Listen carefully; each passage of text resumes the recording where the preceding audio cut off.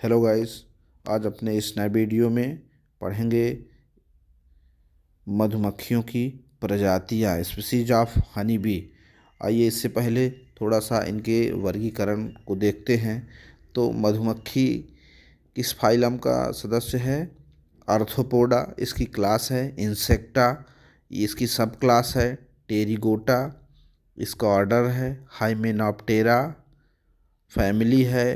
APD और genus है Apis. तो ये इसका वर्गीकरण हो गया।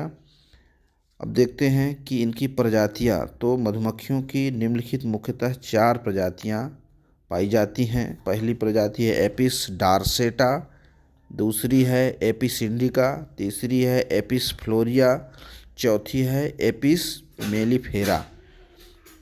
तो एपिस इंडिका जो पहली प्रजाति है, इन्हें सारंग या पहाड़ी मधुमक्खी या चट्टानी मधुमक्खी भी कहते हैं। ये सबसे बड़े आकार की मधुमक्खियाँ होती हैं जो समुद्र तल से लगभग 1200 मीटर ऊंचाई से लेकर मैदानों तक बहुत बड़े आकार के छत्ते बनाती हैं।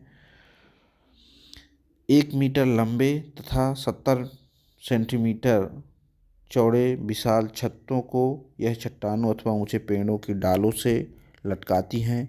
एक एक पेड़ पर कई छत्ते लटकाते हुए पाई जाती हैं। ये छत्तों का निर्माण ऊपर से नीचे की तरफ करती हैं। छत्ते के पिछले हिस्से में शहद तथा पराग संचित करती हैं, जबकि छत्ते का जो निचला भाग होता है उसमें रानी नर लार्वों एवं अंडों के उपयोग में लाते हैं। ये शहद भी बहुत अधिक मात्रा में बनाती हैं। एक एक छत्ते में 50 से 100 किलोग्राम तक शहद होता है। इनके श्रमिकों में फूलों का रस चूसने की अत्यधिक क्षमता होती है। एक श्रमिक 1 मिनट में 20 फूलों का रस चूस सकता है। ये मक्खियाँ अत्यधिक क्रोधी स्वभाव की होती हैं और स्वार्मिंग नेचर की होती हैं। ये अपने दुश्मनों का मीलों पीछा करके आक्रमण करती हैं। इनका डंक बड़ा एवं जहरीला होता है। वृंत प्रवृत्ति होने के कारण ये 5 से 6 महीने से अधिक एक स्थान पर नहीं रुकती और काफ़ी दूरी तक स्थानांतरण करती हैं। क्रोधी स्वभाव, भ्रमणशील एवं वृंद प्रवृत्ति के कारण इन्हें पालना संभव नहीं होता। और दूसरी प्रजाति है एपिस इंडिका। तो इन्हें भारतीय मधुमक्खी भी कहते हैं। इन्हें ही हमारे देश में पाला जाता है। ये एपिस डार्सेटा से ठीक विपरीत स्वभाव की होती हैं। ये स्वभाव में शांत होती हैं तथा वृक्षों के खोखलों, तनों, चट्टानों, खाली सुनसान इमारतों आदि अंधेरे स्थानों पर अपने छत्तों का निर्माण करती हैं। ये पीढ़ियों तक एक ही स्थान पर रहना पसंद करती हैं। ये एक ही स्थान पर कई छत्तों का निर्माण करती हैं। छत्तों के सभी सेल एक समान गहराई के होते हैं। छत्ते के ऊपरी भाग में शहद पराग एकत्रित करती हैं, जबकि छत्ते के निचले भाग में अंडों तथा शिशुओं को रखती हैं। प्रत्येक छत्ते में प्रतिवर्ष 2 से 3 किलोग्राम शहद प्राप्त होता है। ये सामान्यतः जब तक उकसाई नहीं जाती, छेड़ी नहीं जाती, मनुष्य पर आक्रमण नहीं करती। भारतीय मधुमक्खियों की 2 प्रजातियां पाई जाती है, मैदानी तथा पहाड़ी। पहाड़ी मधुमक्खी अधिक मात्रा में शहद एकत्र करती हैं और बड़े आकार की होती हैं।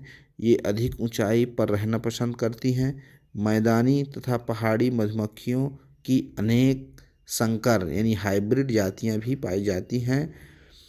भारतीय मधुमक्खियों में शहद लूटने यानी रॉबरिंग एवं लूट कर भागने की प्रवृत्ति पाई जाती है। और तीसरी जो प्रजाति है एपिस फ्लोरिया, तो यह सबसे छोटे आकार की मधुमक्खी है। इसके जो श्रमिक की औसत लंबाई 4 से 6 मिलीमीटर होती है। ये डंक मारने वाली भ्रमणशील स्वभाव की मधुमक्खी है जो 5 से 6 महीने से अधिक एक स्थान पर नहीं रुकती।